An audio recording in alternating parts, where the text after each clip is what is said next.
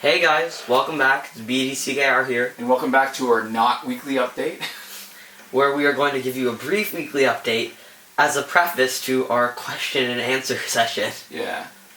First up, Immortals, there's actually a repeat Night of Champions gear. Grab it while you can.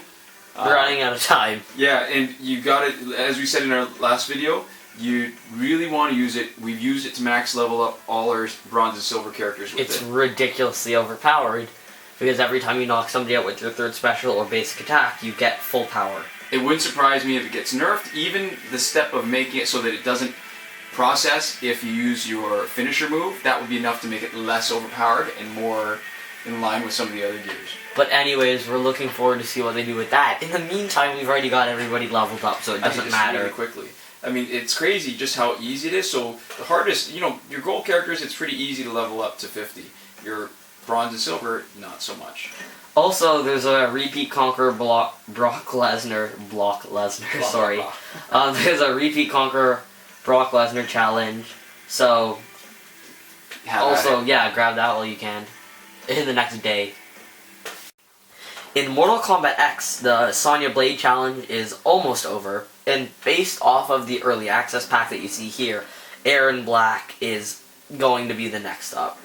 Probably the best gear, which we've recently gotten to its max fusion level, is Soul Medallion, which has both power gen boost and half a cost of special 2, which if you put it on a character that you're going to use a lot of special 2s for, like Heavy Weapons Jax or Covert Ops Cassie Cage, or really a lot of characters are good with special 2, those are just specifically amazing with their special 2s that you never want to use anything else, right? Yeah, it's basically like you're getting at least 120% power gen boost because you're getting to do special 2s in less than half the time. Yeah, so the first time saving up for the special 2 is going to take just as long, but every time after that is going to take way less time. Yeah. In Injustice, the Martian Manhunter challenge is up, and the challenge reset still works, and the video has a new thumbnail entitled Reflected, just in case you weren't sure. And so, one question that we've been getting asked and that we're looking for a solution to is the oversold card problem. We were able to get online with an account that had been stuck at the daily login bonus, and we were able to finish a few online battles.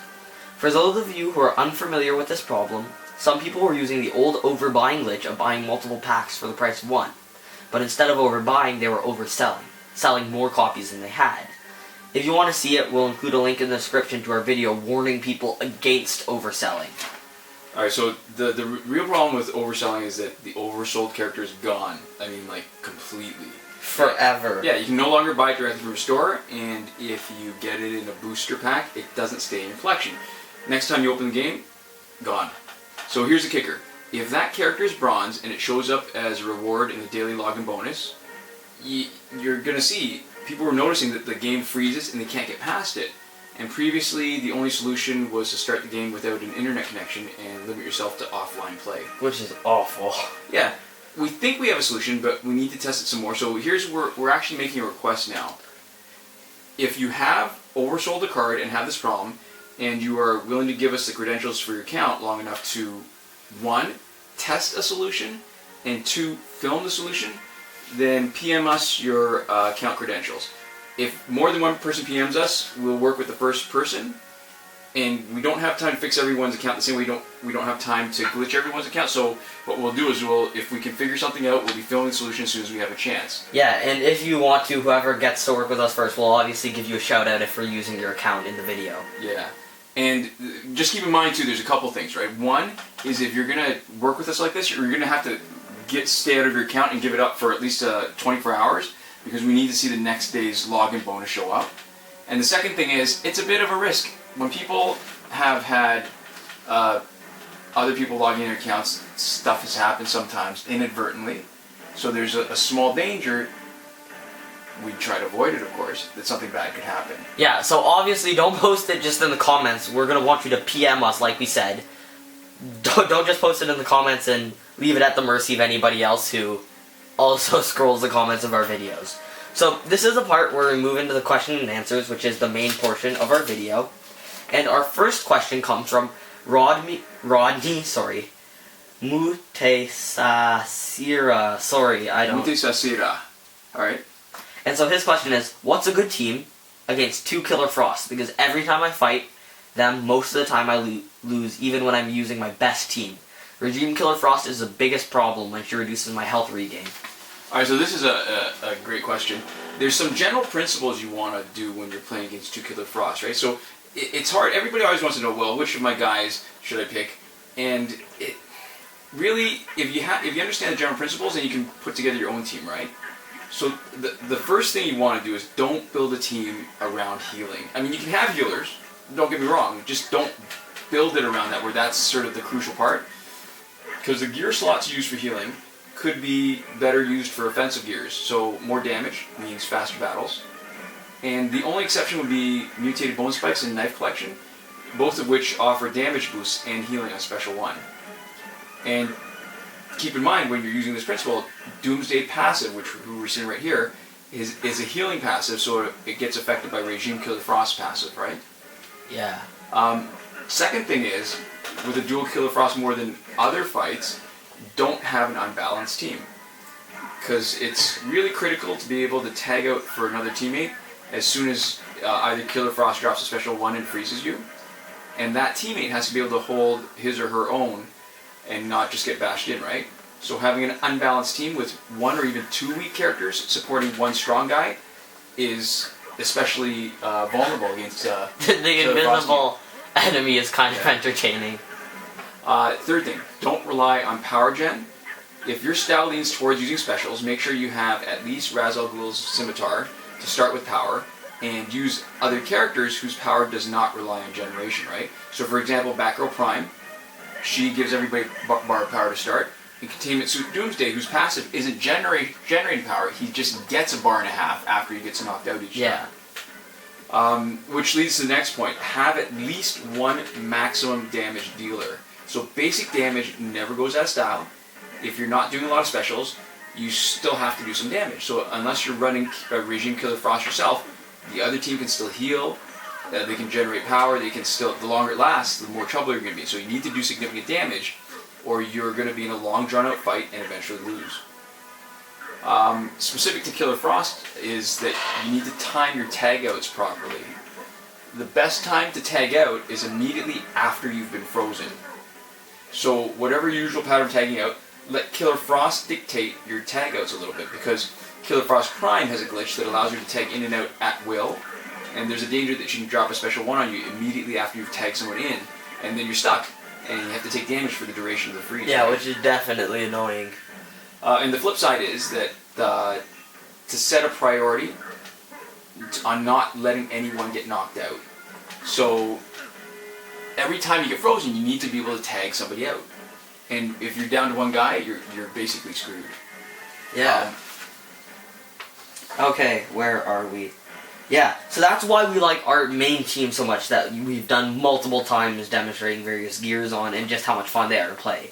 Which is Ares, Batgirl Prime, and Killer Frost, also Prime. Ares has Ra's al Ghul's Scimitar, which combined with Batgirl's passive starts him with 2 bars of power. If you add Ares' sword, you get splash damage to the other 2 opponents, and Demon Blade gives you a special 2 boost and special 2 crit chance. And you've likely, almost for sure, reduced the fight to 3-on-2. Right, if they're not using healing gear, 100% for sure, and if they are using healing gear on one of the highest health characters in the games, then you might have them almost dead instead of completely knocked out. And just a point, I mean, you could boost a special 2 even more, but it'd be overkill, and the splash damage is actually way more useful than to max out special 2 when sometimes you don't even need all of it to knock you out. Yeah, and when the next character comes in, they're also unable to block for a short amount of time. So, if you're facing the 2 Killer Frost team, for example, you can either drop a special 2 on whoever's in first slot, or save it for one of the for when one of the Killer Frost tag in if they're not in the first slot, depending on how you want to play. So a good alternative is also the classic Arkham team using AO Batman, AO Deathstroke, and Arkham Harley Quinn. And if you save AO Batman's special 2, Winged Avenger, for when you're facing a Killer Frost, that's an easy way to take them out before they pose much of a threat to you. That's right. Okay, so our next 2 questions are among the same line. Chris Monroy says, don't post Immortal gameplay. If you post gameplay tips, at least make it injustice. And then Young and Kim, or Young LN Kim, says yes. I'm not sure. It was in response to the Yeah, in response to the same question. coding Java. I can't tell if that's a like print ln or print like it's either capital I or a lowercase l. Yeah. I'm not exactly sure. That's where serifs would really help. True. Anyways, all right. So enough about typography. So it's partly true that we will let our audience guide the videos that we do, but only to a certain extent, right? So as an example, our Dying Light videos have about 200 views each after 7 months up. So that's an order of magnitude fewer than our average video. So we're not going to film Dying Light videos. Right, yeah. But when we're talking about topics that get similar views, then the biggest deciding factor in whether we'll film a video is our interest. And right now we happen to be playing a lot of Immortals. Because it's fun. Yeah, there's a lot more going on, all that stuff. Yeah, so one thing you want to keep in mind, right, is that this channel is just a hobby for us. It's not a business. There's a chance that we may stop doing this even. I mean, not likely, and definitely not soon, but you have to remember that besides the time we spend playing and then filming these games... There's also the time playing to, like, actually get ideas, brainstorming... Well, and we've got, you know, real life, too. True. So, the more successful this channel is, the more likely we are to keep on filming more videos. And, yeah, sure, some of them will be Immortals, and some will be Mortal Kombat X, but some of them will be Injustice, too. And in fact, in the next couple of days, we plan to have a new Studying Gears video highlighting the gauntlets of Azrael. But if you want to have a say in the videos that we make, then vote with your comments, likes, but most importantly, with your views. Yeah. And in the end, as our channel gets more or less popular, that is going to dictate to a certain degree how many videos that we're going to post. Within small amounts, it's not really, right? But if we get, like... a lot of views on one video, if we get a ton of views on something, which is how we started the channel in the first place with the glitch, right? We're going to be a lot more likely to make more videos in the future, or to make more videos along that line in the future. Yeah, and just case in point, we've got a couple of Immortals play videos in the last month, in 1 month, with the same number of views, just under 1,200, as a couple of Studying Gears Injustice videos that have been out for 6 months. So, you know, just to be crystal clear, same number of views, 1 month for those Immortals videos, and 6 months for the Injustice videos. So, easy decision, right? At least for now, to just go ahead and film the Immortals videos, or whatever happens to interest us at that moment, because it doesn't seem like there's a huge, overwhelming audience for one thing versus another. It's true. So anyways, I think that was everything that we wanted to cover in this video. Hope we answered all of the questions that you guys had, that we took the time to answer in this video. And if you have more questions, feel free to comment, right? Yeah. And if it's a good question, or if it's a question that we feel like answering, we'll make sure to take the time to answer it. This is not a democracy. Yeah, pretty arbitrary. So you know what? Why don't we enjoy the last of this, so we don't disappoint anybody who's gonna wonder what happened. Well, I guess spoiler alert. We win. Well, no, this one we lost, actually. Oh. We ran out of wins. I wasn't paying attention. This is a loss? Yeah, this is a loss. We only had 2 wins. Oh, we're looking pretty good right now. Yeah, you know what? It's Raven. That damn Raven, yeah. If they play Raven properly... Actually, you know what? I'm going to stick around, because maybe we can talk a little bit about defensive strategy. The problem is this is a relatively longish video. If they do Raven properly, then... I mean, against our defensive team, it's not that hard to play Raven properly, because what you need to do is just not get knocked out and let her health drop into that zone, right, between 0 and 20. So what I think you really want to do is, when you actually switch healths with somebody, you want to try to kill them first, or switch out with Raven before you do it again, right? Yeah, the key is you want to switch. If you're going to do the switch, you want to take advantage of huge health. But what you really want to do is you want to take advantage of their recently decreased health and take the opportunity to kill them fast, right? Every time the switch happens. And think about it too. When you're setting up a defensive team, what you want to do is take as much advantage of the strongest aspect of their play. So when I say that, I'm talking about, say, for example, Raven. Do you care about her Special 1 or Special 2? They're not that strong. Special 2 is really good, actually, but the chance of you getting the AI to process it for you is relatively low. So her strongest feature is her passive. So think about it. What's the... health.